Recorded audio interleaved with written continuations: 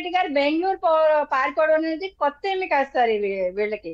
ఇప్పుడు అధికారంలో ఉండి కూడా జగన్మోహన్ రెడ్డి గారు తాడేపల్లి ప్యాలెస్ లో కోవిడ్ లాంటి విపత్తును కూడా ఎదుర్కోలేక తాడేపల్లి ప్యాలెస్ లో ఉండి పబ్జి ఆడుకున్నటువంటి వ్యక్తి జగన్మోహన్ రెడ్డి గారు. అధికారంలో ఉండి పరదాలు కట్టుకుని తిరిగేటువంటి వ్యక్తి జగన్మోహన్ రెడ్డి గారు. అమరావతి ఆ, వీధుల్లోంచి వెళ్లకుండా ముళ్ళకంచెలు వేసుకొని ఆ వేరే హెలికాప్టర్ లోనే తిరిగినటువంటి వ్యక్తి జగన్మోహన్ రెడ్డి గారు. ఇవాళ అధికారం కోల్పోయిన తర్వాత ప్రజల్లో ఎలాగ ధైర్యం సరిపోతుంది సార్ తిరగడానికి? ప్రజా దర్బారాన్ని పెడతామని చెప్తున్నారు జగన్మోహన్ రెడ్డి గారు, ఆ వైసీపీ వాళ్ళు. కానీ ప్రజా దర్బార్ ఎవరి మీద పెడతారు సార్? నెల రోజులుగా అధికారంలోకి వచ్చినటువంటి కూటమి ప్రభుత్వమే పెడతారా? 5 ఏళ్ల నుంచి అరాచకాలు సృష్టించి ప్రజల్ని ఎన్నో ఇబ్బందులు గురి చేసినటువంటి వైసీపీ గవర్నమెంట్ ప్రజా దర్బార్ పెడతారా? నిజంగా ప్రజా దర్బార్ అని పెట్టాలి అనుకుంటే గనక ఇవాళ కూటమి ప్రభుత్వం పెట్టాలి సార్. ఎందుకంటే వీళ్ళు చేసినటువంటి అరాచకాలు చిన్నవి కావు. అది ఇవాళ ఇప్పుడు ప్రజా దర్బార్ ఏంటండి కృష్ణవేణి గారు? జగన్మోహన్ రెడ్డి గారు ఇప్పుడు ప్రజా దర్బార్ అంటున్నారు. కొత్త ప్రభుత్వం వచ్చి నెల కాలేదు. గత ప్రభుత్వంలో ఉన్న సమస్యలే అన్ని మళ్ళీ వీళ్ళ దగ్గరికే వచ్చి చెప్తా ఉన్నారు. వాళ్ళు వీళ్ళే తీర్చలేదు కదా, మళ్ళీ వీళ్ళేం పెడతారు ప్రజా దర్బారు?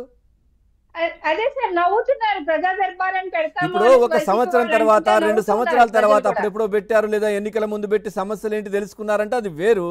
కానీ ఇప్పుడు కొత్త ప్రభుత్వం వచ్చి నెల అవుతోంది మొన్నటికి. సో ఇప్పుడు ప్రజా దర్బారు పెడితే మరి వాళ్ళ గురించి వాళ్ళు చెప్పుకున్నట్టే కదా సమస్యలన్నీ. అంతే సార్. 5 ఏళ్ల నుంచి వీళ్ళు ఏం చేశారన్నది కూడా బయటకు వస్తుంది.